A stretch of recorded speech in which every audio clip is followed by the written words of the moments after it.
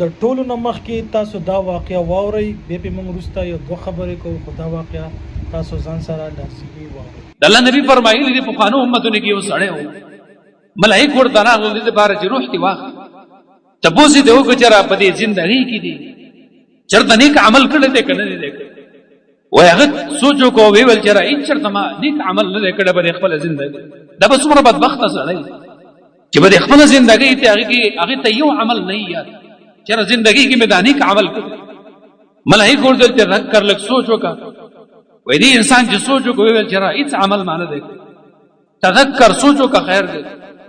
دې انسان چې سوچ وکړو، ویې ویل چې او یو عمل ما کړی دی، هغه عمل دا دی چې ما ته الله مالونه را کړي وو، مالداره وو، ما به خلکو له قرضونه ورکول، خو چې چا له به مې قرض ورکړه دا انسانان به دوه قسمه خلک، یو به مالداره وو، که دې مالداره به ما ته دا قرض خپله راوړو خو صحیح ده وا به مې خست، که نه ما به ترې نه غوښته. او دویم به هغه خلکو چې هغه به غریبانان وو، کمزوري به وو، ضعفا به وو، هغوی نه به ما دا مال بېرته نه اخست، ما به هغوی ته دا خپل قرض معاف کړو، دا پیسې به ما د هغې ته معاف کوړې. الله سبحانه وتعالی وایي ملایکو ته امر وکړو چې تجاوزوا عنه، د ده نه تجاوز وکړئ، مخ دې واړوئ، عفو، ده ته ما عفو کړې ده، بخښنه دې ده د انسانانو سره احسانونه کړي دي، زه د ده سره احسان وکړم. انسان د خلکو سره احسان وکړو، دا د مالدارۍ سبب دی. د الله نبي فرمایلي دي، دا خبره موږ د دې دپاره شروع کړو.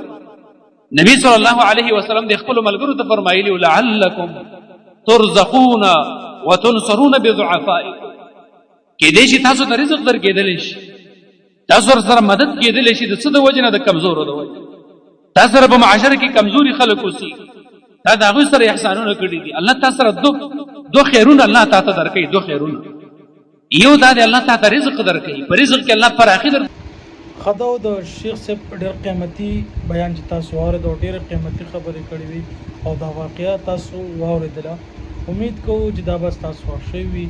نو کله هم چې تاسو چاله شیز ورکوئ نو دغه شان لکه څنګه چې د خلکو پیسې او دې سړي به پیسې ورکولې او بیا به نه غوښتلې، د قرض به ورکړو بیا به د هغوی نه قرض پیسې نه اخیستلې. دې کې یو ډېر اهم میسیج پروت و چې شیخ صاحب تاسو ته بیان کو. امید کوو چې دا ویډیو بس تاسو خوښ شوي وي. دا لازمي خپلو ملګرو سره مخکې شیر کړئ. مونږ تاسو سره ملاویږو په یو نیکسټ ویډیو کې، په یو نیکسټ ټاپک سره.